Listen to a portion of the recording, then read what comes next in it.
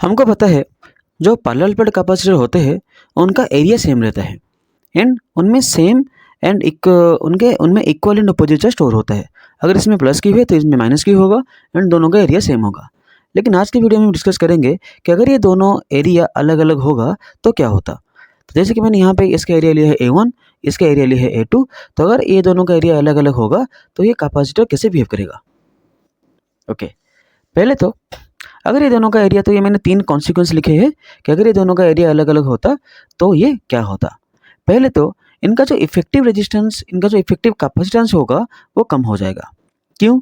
क्योंकि कैपेसिटेंस में एक्चुअली उतना एरिया, हमारा जो कैपेसिटेंस में जनरल फॉर्मूला होता है C इक्वल टू, पता होगा, C equal to A epsilon by d और A epsilon naught by d अगर इनके बीच एयर मीडियम होता तो। ओके, हम इसमें कैपेसिटर का जो फॉर्मूला होता है C equal to A epsilon by d, actually जब ये सेम एरिया होता तो हम ये वाला फॉर्मूला यूज़ करते, लेकिन इसमें तो एरिया सेम नहीं है।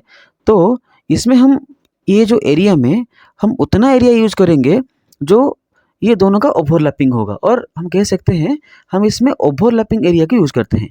ओवरलैपिंग एरिया मतलब जो एरिया दोनों में कॉमन होगा। तो ऑब्वियसली वो overlapping area will be equal to area of the smaller plate, क्योंकि इसको अगर हम थोड़ा ड्रॉ करेंगे तो इतना एरिया इसके साथ ओवरलैप कर रहा है, ये जो बड़ा एरिया है इसके साथ ओवरलैप कर रहा है। तो हम ये एरिया लेंगे कैपेसिटेंस को, नेट कैपेसिटेंस को कैलकुलेट करने के लिए। तो अगर ये एरिया को हम ले रहे हैं नेट कैपेसिटेंस को कैलकुलेट करने के लिए, then capacitance is directly proportional to area. तो अगर इनका एरिया कम होगा तो इनका जो इफेक्टिव एरिया होगा, और जिस एरिया को हम लेंगे टू कैलकुलेट कैपेसिटेंस, ये छोटा वाला एरिया हमको लेना पड़ेगा। तो इसीलिए इसका जो कैपेसिटेंस ये कम हो जाएगा। तो ये तो हो गया उसका पहला consequence. Okay, second consequence, normal capacitor में मतलब जब प्लस की माइनस की होता है एंड एरिया सेम होता है, उनमें इलेक्ट्रिक फील्ड कुछ ऐसे बिहेव करता है, मतलब पैरेलल होता है। Electric field between the capacitor और electric field between the plate of capacitor, ये होता है, मतलब पूरा पैरेलल होता है। लेकिन अगर ये दोनों का एरिया अलग अलग होगा तो उनका जो इलेक्ट्रिक फील्ड होगा वो पैरेलल नहीं होगा। जितना एरिया ये ओवरलैप कर रहा है, इतना एरिया में इलेक्ट्रिक फील्ड पूरा पैरेलल होगा।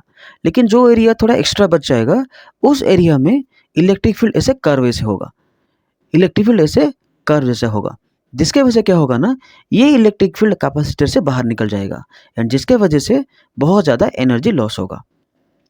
सो बाय द वे इसको बोलते हैं एज इफेक्ट और फ्रिंज इफेक्ट।